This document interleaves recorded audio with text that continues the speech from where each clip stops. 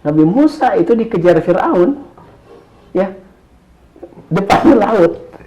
Udah nggak mungkin. Tidak mungkin kan? Tapi Nabi Musa punya keyakinan, kala, tidak mungkin. Inna Rabbi sayahdin. Tuhanku akan memberi petunjuk.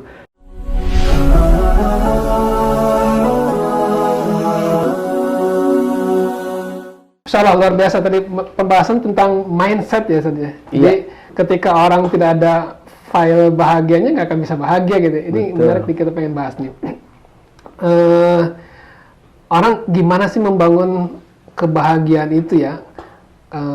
Pengen nih bahagia. Kadang kita lihat orang yang miskin, dia bahagia banget ya hidupnya, ketawa-ketawa, senang gitu, makan sedikit, nggak makan juga senang gitu. Tapi ada orang yang kaya tapi hidupnya kelihatan susah banget gitu. Itu gimana penjelasan ini? Dua hal yang berbeda ya, teman-teman sekalian di podcast Pejuang Kebaikan. Yang namanya kebahagiaan itu kalau versi agama kita, kebahagiaan itu di hati. Yang namanya kekayaan itu ukuran benda yang ada di tangan kita. Itu namanya ukuran, makanya beda. Orang suka salah menerjemahkan kekayaan itu sama dengan kebahagiaan, atau kemiskinan sama dengan kesusahan gitu, atau sebaliknya. Maka yang kita harus pastikan gitu ya, harus pastikan bahwa kita ini harus bahagia dulu. Karena orang yang mengejar sukses belum tentu bahagia, tapi orang bahagia pasti sukses. Karena udah bahagia dulu. Ngapain? Kan begitu. Coba apa yang paling enak bagi kita ya, bagi kita lakukan? Kita melakukan hal-hal yang kita cintai, beserta orang-orang yang kita cintai semuanya, anak istri kita, teman-teman kita, pokoknya CSS kita lah, lingkaran kita terkecil gitu, kita lakukan itu. Kemudian harta datang melimpah ruah. Bisa? Bisa nggak? Belum coba. Bisa nggak? Gimana caranya? Sederhana sih, kalau kata guru saya, tanya saja. Contoh sederhana ya, biasanya kan orang yang namanya kebahagiaan, kesuksesan identik dengan uang ya. Iya. Bagaimana cara uang datang ke antum? Atau bagaimana antum dapat duit? Taufik. Umumnya kerja ya. Oh iya. Terus selain kerja apa? Apa ya? Bisa nggak kerja, antum melakukan hal, misalkan antum senangnya apa, mancing misalkan, senang ngurus bunga gitu aja, tapi duit datang. Bisa orang hobi bunga, jadi bunganya berbunga dibeli orang, bisa kan? Sangat mungkin. Artinya kembali lagi, ternyata yang membatasi kita itu diri sendiri. Saya sih kalau nggak kerja, nggak punya duit, ya udah, kamu maunya memang begitu, minta ke Allahnya. Coba kalimatnya diperhatikan. Saya kalau nggak kerja, nggak punya duit. Ya udah, berarti uang itu akan datang kalau kerja. Kalau kerja. Coba mintanya, ya Allah, saya pengen punya duit, nggak usah kerja. Allah maha kaya dan maha kuasa. Ud'uni astajib lakum. Memintalah kepadaku, pasti aku kabulkan. Minta aja begitu, ya Allah, aku nggak mau kerja tapi duit pengen datang melimpah ruah. Dan kalau berbicara di agama kita lebih hebat lagi. Wa may yattaqillah yaj'al lahu makhraja. Barang siapa yang bertakwa kepada Allah, yaj'al lahu makhraja wa yarzuqhu min haitsu la yahtasib. Diam aja jadi orang bertakwa sederhananya, misalkan bukan malas kerja ya. Kebetulan kita ini lagi jadi sultan nih. Waktu luangnya banyak, maksudnya sultan ya, bukan uangnya banyak ya. Waktu luangnya banyak. Pagi-pagi setelah sholat mau ngapain? Olahraga udah. Mau ngapain lagi? Baca buku, udah gitu. Masih ada memperbaiki rumah, pokoknya kerjakan aja. Tambah istighfar saja, selesai urusan. Urusan kita sih, uang datang sendiri. Karena itu Allah yang jamin. Orang yang banyak istighfar, rezeki mengalir. Cuman masalahnya kita belum mempraktekkan. Masya Allah, ini luar biasa nih para pejuang nih. Ya, jadi sebetulnya yang selain membatasi diri kita sendiri. Kemudian kita juga yang suka meng-cancel doa tadi. Meng-cancel doa? Iya. Itu apa maksudnya? Kalau pernah nggak berdoa misalkan, ya Allah kasih bulan ini saya 100 juta. Iya. Coba minta ke Allah sekarang. Ya Allah, berikan uang 100 juta gitu. Kapan? Belum pernah. Sebutkan tangan. Akhir pekan ini ya Akhir Allah. pekan ini. Ya oke. Sudah berdoanya? Udah. Insya Allah akhir pekan datang uangnya. Amin, amin. Kita lihat ya. Masya Allah. Nah, setelah jadi masalah begini. Begitu dia mengatakan, ya Allah, berilah saya uang 100 juta nih akhir pekan ini. Terlintaslah. Gimana caranya ya? Dari mana uangnya ya? Ya udah, Anda sudah meng-cancel doa Anda. Hah? Itu ya. Ketika kita berpikir mungkin gaya gitu. Ya udah. Itu udah Kan tercancel. kita meyakini Allah Maha Kuasa. Kalau sudah mengeluh udah tidak Kalau sudah yakin. ada lintasan berikutnya itu sudah dengan meng-cancel. Kok nggak yakin kamu? Masya Allah, Masya Allah. Ini apa namanya ya? Tidak terlihat ya, betul tapi apa benar ya? Ketika kita bilang sederhana banget gitu. ini masalah iman. Ya? Sesimpel itu sebenarnya bagi kita itu masalah iman. Bagi iman. Ya. Sesimpel itu hidup itu. Misalkan, Pak, saya mau bisnis biar sukses, tapi istri saya nggak boleh. Ya udah, nggak usah bisnis. Emang harus kaya, harus bisnis itu untuk kaya dan sukses? Enggak juga. Masya Allah. Tiba-tiba antum lagi duduk, tetangga lewat, misalkan, Pak, tolong jualin dong rumah saya. Berapa harganya, Bu? 1 miliar, nanti buat Bapak 20%. Duduk 200 juta. Mungkin nggak?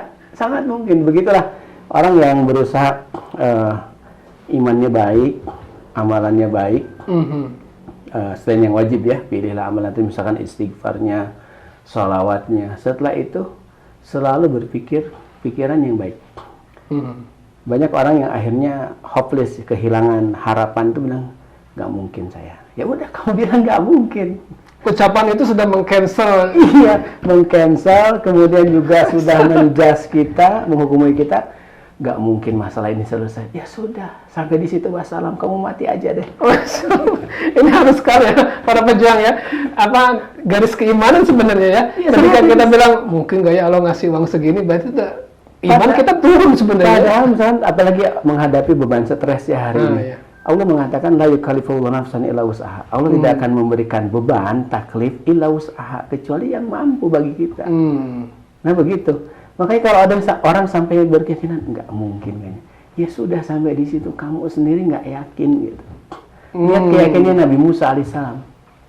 Nabi Musa itu dikejar Fir'aun, ya, depannya laut. Udah nggak mungkin. Nggak mungkin kan? Tapi Nabi Musa punya keyakinan, kala, tidak mungkin. Inna Rabbi sayahdin. Tuhanku akan memberi petunjuk. Kalau Nabi Musa tahu itu tongkat bisa berfungsi, tenang. Saya punya tongkat, nggak begitu. Tapi nggak tahu, kan? Nggak tahu. Tapi yakin Allah menolong.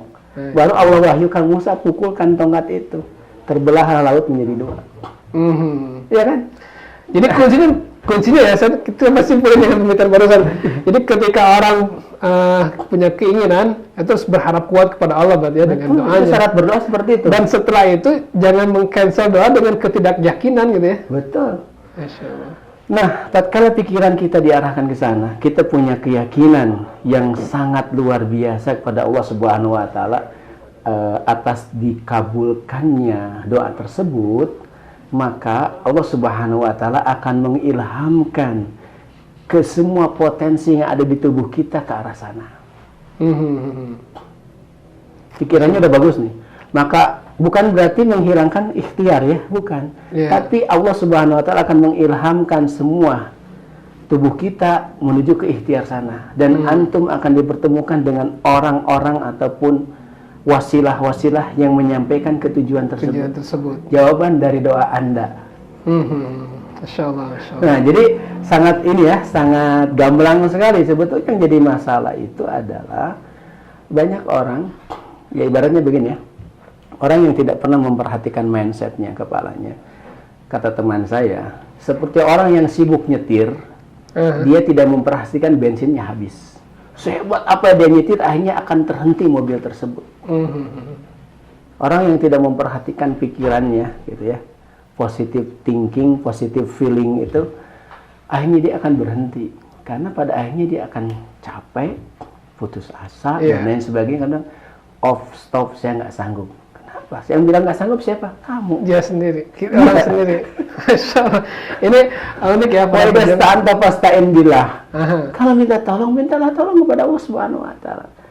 Dan yakin kalau sebuah kesalahan itu bukan salah Allah, salah kita. Mhm. Seperti inilah sebuah layar proyektor kita menampilkan apa? Gambar Gambar dari mana? dari komputer misalnya. Komputer, dari file komputer ya. Iya. Muncullah di sana. Kalau gambarnya salah, yang dihapus mananya? Bukan yang muncul Bukan di layar, layar. filenya dibetulin. Betul. Bukan sibuk pakai tipek, dibenerin satu-satu. Sampai kapan? Nggak beres-beres. Iya. Tapi perbaiki file tersebut, nanti akan muncul hal yang baru. Mhm. Ba'dallah ya, atas izin Allah Subhanahu wa Ta'ala. Sesuatu yang bisa kita visualkan di benak kita, itu bisa diwujudkan di alam dunia ini. Masya Allah. Ba'dallah Subhanahu Iya, wa iya, Ta'ala. benar. Sesuatu yang bisa divisualkan, makanya coba bayangkan gitu ya, dibayangkan luar biasa. Dan itu terbukti ya, contoh sederhananya beginilah. Kalau orang lagi kesengsem, misalkan mobil apa senangnya? Iklan ya. Mobil sedan misalnya. Mobil sedan lah gitu. Dari jutaan mobil yang ada di jalan, hanya mobil itu yang terlihat. Iya. Betul nggak? Kita lagi senang merek A misalkan. Kok merek B, merek C itu nggak terlihat, hanya si A aja yang terlihat. Dilewat aja, dilewat. Lewat. Itu di mana coba? Ya, di alam visual kita ya. Berarti buat orang yang belum bisa membayangkan tuh, apalagi mendapatkannya gitu ya. Oh iya. Jadi pelajarannya harus bisa membayangi dulu apa yang kita inginkan. Bayangkan saja, dan orang itu kan sampai ke bawah mimpi, saking pengennya gitu ya, sesuatu Iya. terngiang-ngiang, termimpikan gitu ya. Nah seperti itu, semakin kita bisa memfokuskan hal tersebut, semakin mudah Allah Subhanahu wa Ta'ala Iya. mengabulkan keinginan kita. Maka sekali lagi tidak ada putus asa, selalu optimis, selalu semangat, karena kita yakin Allah Subhanahu wa Ta'ala akan mengabulkan. Apalagi orang beriman tahu teori pengabulan. Mhm. Tidak di dunia, dapat di akhirat. Tapi kenapa sih harus nunggu di akhirat? Bisa. Wujudkan dulu di dunia. Nah, Karena barang siapa yang belum pernah masuk surga dunia, dia nggak bakal dapat surga akhirat. akhirat. Cara mewujudnya itu di hati sebenarnya.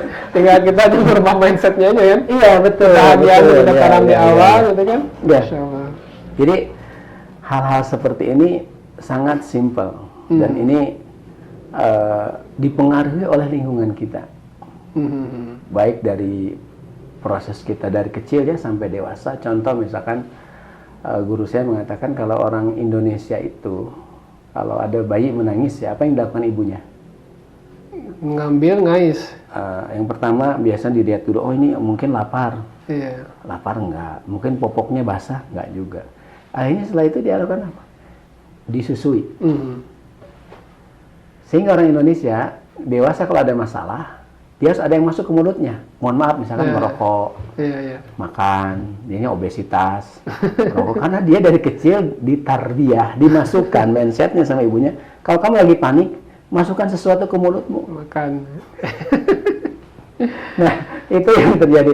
Nah, mungkin bagi sebagian, katanya orang-orang Amerika begitu, diajak ngomong aja, diajak dialog gitu ya. Dan kita bisa rubah itu. Semua hal-hal yang baik dipertahankan, yang kurang baik kita copot, kita rubah kepada hal-hal yang baik. Nah, seperti itu. Iya, Masya Allah. Luar biasa ya, ini cara merubah kebahagiaan kita ditanam dulu di awal, dan itu merubah apa keinginan kita ketika kita pengen sesuatu ya, kita awali dengan niat kita ya. Betul, dengan kebaikan. betul. Masya Allah. Kemudian mungkin saya tambahkan ya, Kang Opik, yang namanya hati-hati dengan kata-kata kita. Ya, yang namanya kata-kata itu powerful ya, kekuatannya luar biasa. Dan terutama dalam hal proses mendidik anak, kadang-kadang sampai keluar kata-kata yang kurang bagus. Ya sudah, begitu masuk ke alam bawah sadarnya dia menangkap, oh itu begitulah saya misalkan. Misalkan kamu kurang pintar, kamu bodoh dan sebagainya. Itu tertangkap ya sudah gitu. Iya. Karena pada prinsipnya kan sama. Otak kita selaku manusia ya, dengan orang-orang yang pintar, yang bisa berinovasi luar biasa, sama saja gitu. Iya. Yang jadi masalah tadi kata-kata yang kita dengar. Makanya penting dalam agama kita itu almar'u ala dini khalili. Seseorang itu tergantung khalil. Khalil itu bukan teman dekat ya. Teman dekatnya siapa? Maka di sini kalau pengen naik kelas, kita harus ketemu dengan orang-orang yang lebih dari kita. Sisi agamanya lebih bagus, sisi dunia lebih bagus, seperti itu. sehingga up Ya. grade ya, bukan downgrade. Turun. Jadi intinya kita harus cari teman sebanyak-banyak yang lebih tinggi grade-nya dari kita ya. Betul, Jadi kalau betul. teman kita grade-nya tinggi, misalnya kita ke bawah grade yang lebih Dan kita ketemu orang tersebut tidak akan sakit hati. Ya, Karena banyak orang ketemu orang yang lebih dia merasa sakit hati. Ini sakit hati itu kenapa? Karena dia nggak mampu. itu tidak bersaingi, Kalau tersaingi. kita ketemu orang begitu, kita tujuannya ingin mengambil manfaat atau belajar. Iya, iya. Sehingga kita tidak merasa, oh dia lebih dari kita, justru alhamdulillah. Kita dapat manfaat dari Manfaat Masya dari Allah, orang luar biasa ya. tersebut. Nah. Baik, para pejuang kebaikan ini poin penting ya. Selalu cari teman yang grade-nya lebih tinggi dan kita mengikuti mereka.